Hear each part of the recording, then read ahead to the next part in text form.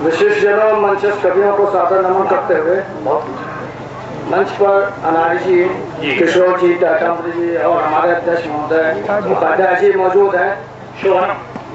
किशोर जी का जो संचालन कुछ इस तरह का है कि इन्होंने एक दिन टाटाम्बरी जी से पूछा कि एक ओवर में कितने बॉल फेंके जाते हैं। टाटाम्बरी जी ने कहा 6। इन्होंने कहा गलत, एक ही बॉल 6 बार में फेंके जाते हैं। कुछ इसी तरह का संचालन ये कर रहे हैं। और रचनाकार जैसे हमारे अध्यक्ष जी है, जमुना जी है, एक बार ये दिल्ली गए तो दिल्ली पहुंचे तो इनको किसी ने बताया था कि यहाँ मोल भाव बहुत अधिक होता है। कालका बाजार पहुंचे तो इन्होंने कहा, एक शर्ट लेने का प्लान था, तो दुकान में जब पहुंचे तो इन्होंने कहा ये शर्ट कितने की है? तो उसने कहा 600 रुपए की। तो इन्होंने कहा कि आधे में दोगे? तो उसने कहा ले लो। तो इन्होंने कहा कि और आधे में दोगे? उसने ठीक है, कहा अच्छा ले लो।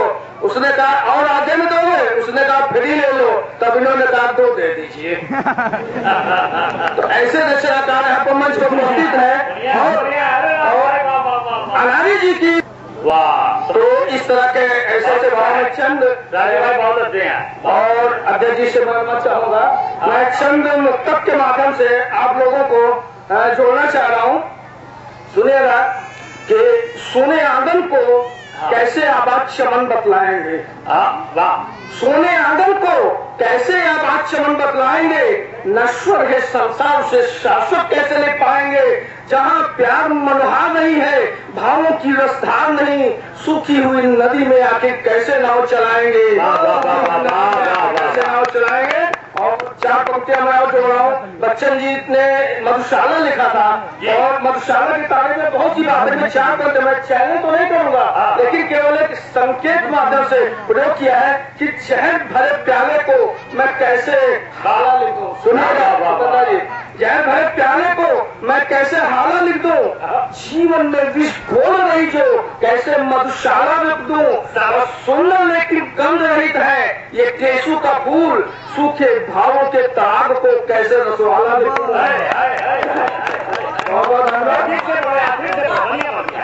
जहर भरे प्याले को ये छूना तो लगा रहेगा। अच्छा, ये 2 काम करिए, 1 सेकंड रुकिए। हमें लगता है कुछ आवाज रिफ्लेक्ट हो रही है क्या? क्यों वो माइक वो भी गलत लगे हैं? सही कुछ वो सब यहाँ होना चाहिए, ऐसा लगा। क्यों सही सुनाई पड़ रहा सबको? पूरा आवाज आ रही है? तब ये आपका अनुरोध को मैं पुनः पढ़ रहा हूँ कि जहर भरे प्याले को कैसे आखिर में हाला लिख दूं, जीवन में विष घोर रही जो कैसे मधुशाला लिख दूं।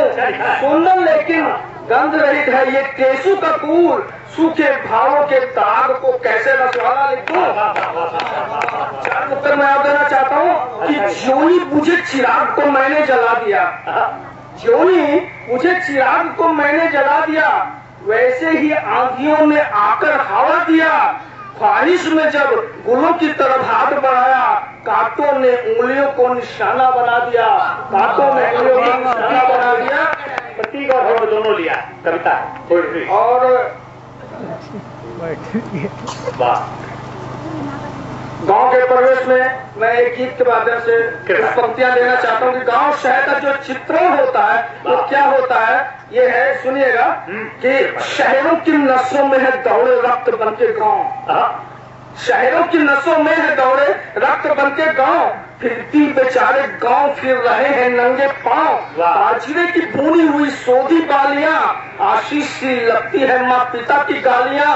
किसको पता है जिंदगी जाएगी कहाँ तक, अंतर की ज्योत तिमिर मिटाएगी कहाँ तक। मतवाला सूर्यमुखी का मुकाबला करे, ऐसा तो आसमां पे सितारा कोई नहीं, ऐसा तो आसमां पे सितारा कोई नहीं। और अगली पंक्तियां हैं कि मैं हूँ अकेला फिर भी मेला गमों का है, मैं हूँ अकेला फिर भी मेला गमों का है। आदित्य है परंतु झमेला तमों का है, अमृत भरा हुआ तो क्यों विस्पान कर रहा, जीवन का क्यों न अपने उत्थान कर रहा।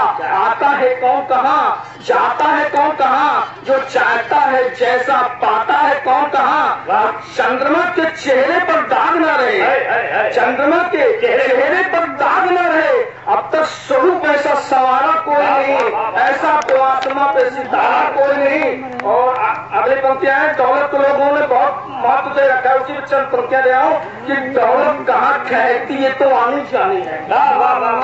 दौलत कहाँ ठहरती है तो आनी जानी है। दौलत ही जला डालती आंखों का पानी है। शहर का हर सूरज होता रहा बीमार, छाया हुआ है कैसा ये धुंध सा कुमार। मुखौटा लगा दुनिया को लूटने वालों, मुखौटा लगा दुनिया को लूटने वालों, धर्मांध बन के सबका लहू चूसने वालों। दुकान पे खिलौने ढूंढते ही रह गए, दुकान पे खिलौने ढूंढते ही रह गए। ऐसा हुआ किस्मत का मारा कोई नहीं, ऐसा तो आसमां पे सितारा कोई नहीं। और इस गीत आखिरी पंक्तियों के माध्यम से मत कोसिए अंधेरे को दीपक जलाइए, मत कोसिए अंधेरे को दीपक जलाइए। जीवन को अमल लता की तरह बढ़ाइए। संघर्ष में जीवन का अभिशाप छुपा है, अंधेरे में जीवन का आसार छुपा है। क्या सोच रहे भीड़ में अनजान की तरह, क्या सोच रहे भीड़ में अनजान की तरह, सोचे हैं छुपी शीशे की दुकान की तरह। आंखों में ये आंसू भला आए कहाँ से हैं, आंखों में ये आंसू भला आए कहाँ से हैं। गमगीनियों में इनसा सहारा कोई नहीं, ऐसा तो आसमां पे सितारा कोई नहीं, ऐसा तो आसमां पे सितारा कोई। और आखिरी एक हमारे गजलकार उपाध्याय जी बैठे हुए, मैं ये सारी गजलें आपको समर्पित कर रहा हूँ। गजल के माध्यम से आखिरी गजल है, सुनिएगा। मैं कुछ गंभीर तरीकों से बोलाते हो राजू भाई। अच्छा, शब्द में अर्थ का व्याकरण चाहिए, शब्द में अर्थ का व्याकरण चाहिए, शब्द में अर्थ का व्याकरण चाहिए, शब्द में अर्थ का व्याकरण चाहिए। सिर्फ भाषण नहीं आचरण चाहिए, सिर्फ भाषण नहीं आचरण चाहिए। शब्द में जो बदल कर नया अर्थ दे, शब्द में जो बदल कर नया अर्थ दे। भावों को इस तरह की शरण चाहिए, भावों को इस तरह की शरण चाहिए।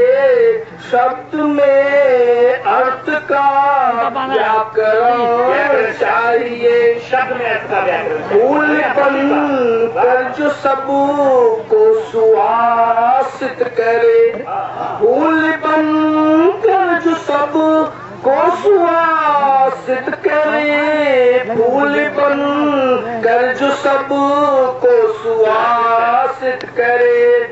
इस तरह सबका अंतःकरण चाहिए, सिर्फ भाषण नहीं आचरण चाहिए, सिर्फ भाषण नहीं आचरण चाहिए। समय धारा में बहने से जो रह गया, समय धारा में बहने से जो रह गया, समय धारा में बहने से जो रह गया। मर्म तट जोड़ने को चरण चाहिए, मर्म तट जोड़ने को चरण चाहिए। सिर्फ भाषण नहीं आचरण चाहिए। प्राण की रेत पर स्नेह की बूंद से, प्राण की रेत पर स्नेह की बूंद से सींचने को धरा उस कण चाहिए। सिर्फ भाषण नहीं आचरण चाहिए। शब्द में अर्थ का व्याकरण चाहिए। आखिरी पंक्ति से सलाम चलना चाहूँगा। कृपा करें सरकार। शान स्वतंत्रता की थी गुलामी मिली। फिर से शान स्वतंत्रता की थी गुलामी मिली। देश में आज जन जागरण चाहिए। देश में आज जन जागरण चाहिए। शब्द में अर्थ का व्याकरण चाहिए। सिर्फ भाषण नहीं आचरण